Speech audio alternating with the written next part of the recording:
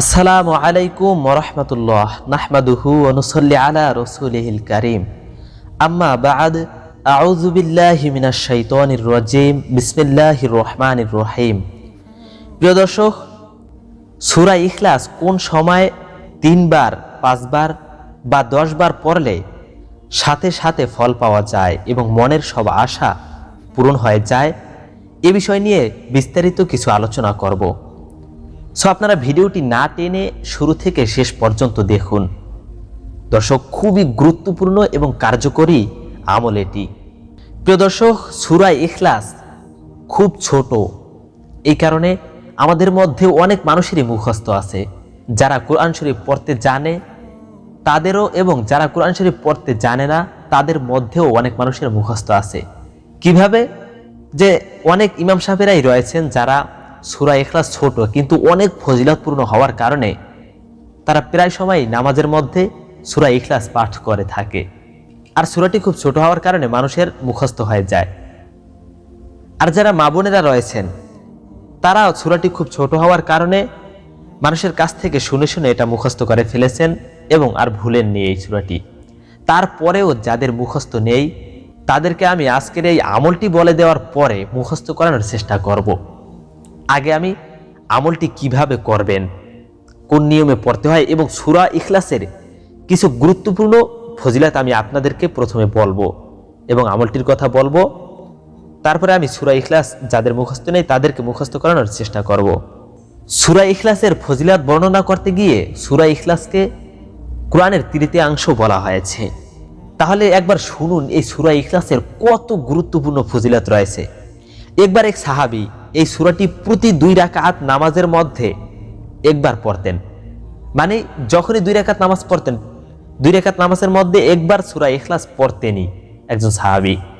এটা তার আশেপাশের অন্যান্য সাহাবীরা যখন জানতে পেরেছে যে এই ভাই প্রত্যেক 2 রাকাত নামাজের মধ্যে একবার সূরা ইখলাস পাঠ করেন সর্বদা, এটা তারা জানতে পেরে হুজুর পাক সাল্লাল্লাহু আলাইহি ওয়াসাল্লামের কাছে গেলেন এবং আল্লাহর রাসূলের কাছে নালিশ করলেন, ইয়া রাসূলুল্লাহ, এই ব্যক্তি প্রত্যেক 2 রাকাত নামাজের মধ্যে একবার সূরা ইখলাস পড়েই।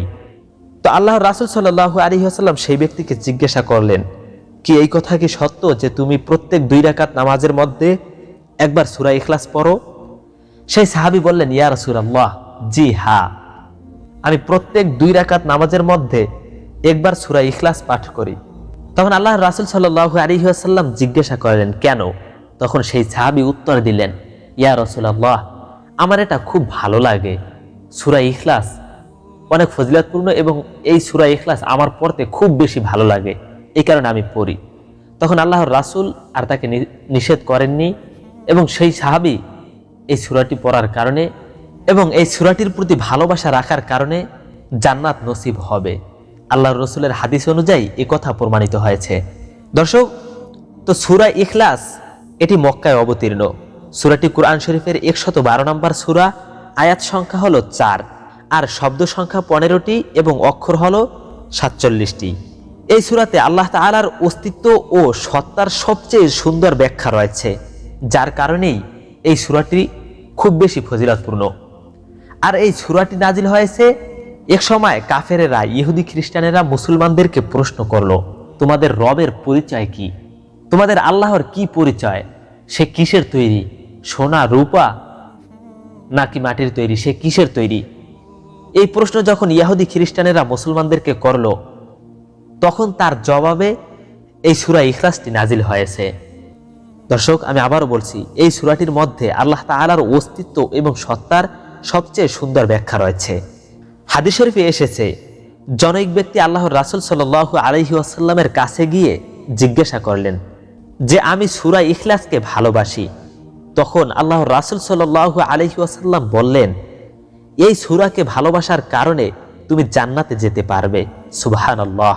মুসনাদে আহমদ শরীফে এই হাদিসটি বর্ণিত আছে। দর্শক, এখন আপনি বুঝতে পারলেন তো এই সূরাটি কত ফজিলতপূর্ণ। একবার আল্লাহর রাসূল সাল্লাল্লাহু আলাইহি ওয়াসাল্লাম বললেন, তোমরা সবাই একত্রিত হয়ে যাও, আমি তোমাদেরকে কোরআনের 1/3 শোনাবো। এরপর আল্লাহর রাসূল সাল্লাল্লাহু আলাইহি ওয়াসাল্লাম সূরা ইখলাস তেলাওয়াত করা শুরু করলেন। এই হাদিসটি মুসলিম এবং তিরমিজি শরীফে রয়েছে। প্রিয় দর্শক, বিপদ আপদ বালা মুসিবতে এই সূরাটি পাঠ করলে আল্লাহ তাআলা তাকে বিপদ আপদ থেকে মুক্তি দিয়ে থাকেন। হাদিস শরীফে এসেছে, আল্লাহর রাসূল সাল্লাল্লাহু আলাইহি ওয়াসাল্লাম বললেন, যে ব্যক্তি সকাল বিকাল সূরা ইখলাস, সূরা ফালাক, সূরা নাস পাঠ করবে, আল্লাহ তাআলা তাকে সব ধরনের বিপদ আপদ বালা মুসিবত এবং হতাশা থেকে রক্ষা করবেন। এই হাদিসটি আবু দাউদ এবং তিরমিজি ও নাসাই শরীফে রয়েছে।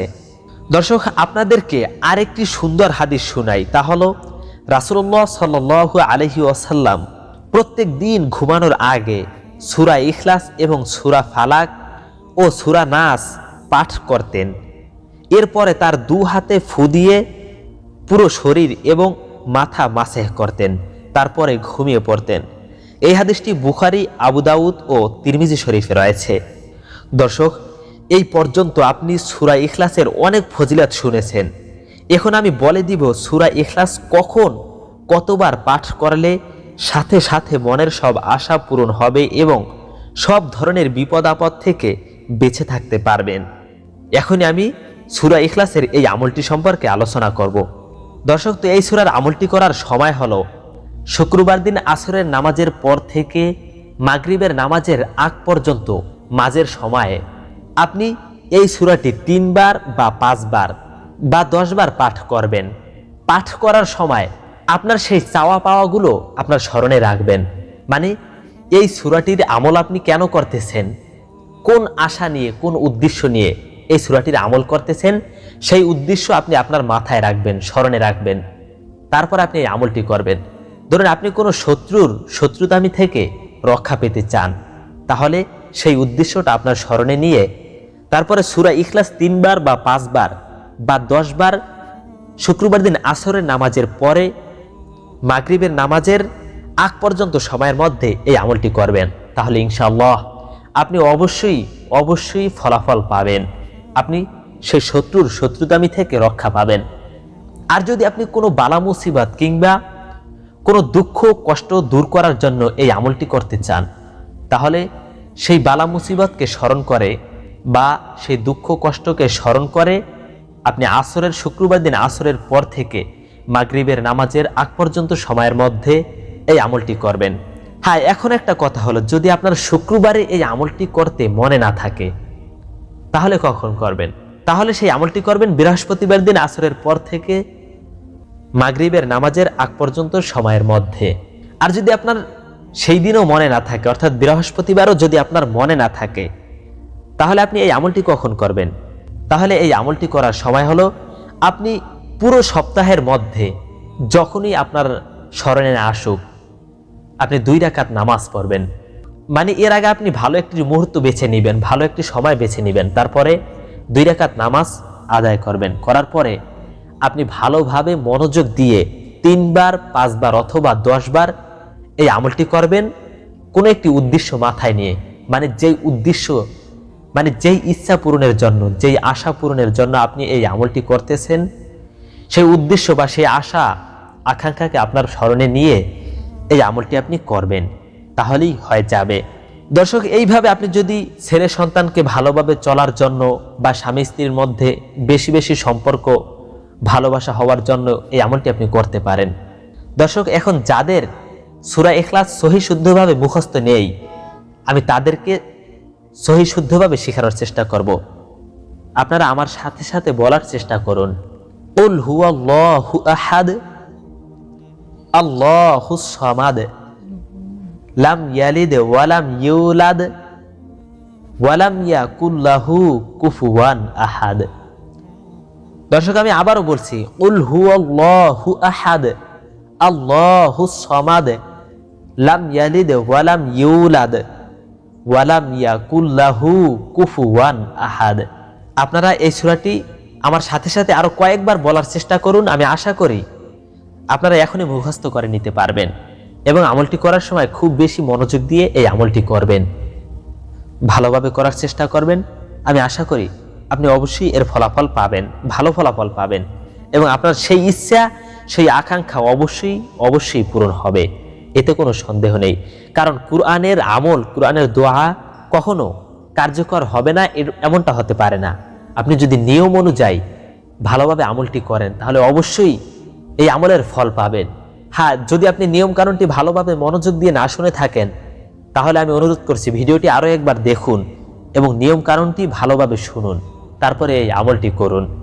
দর্শক, এই পর্যন্ত আপনি জেনে নিলেন এই আমলটি কিভাবে করতে হবে এবং কখন করতে হবে, কোন সময় করতে হবে।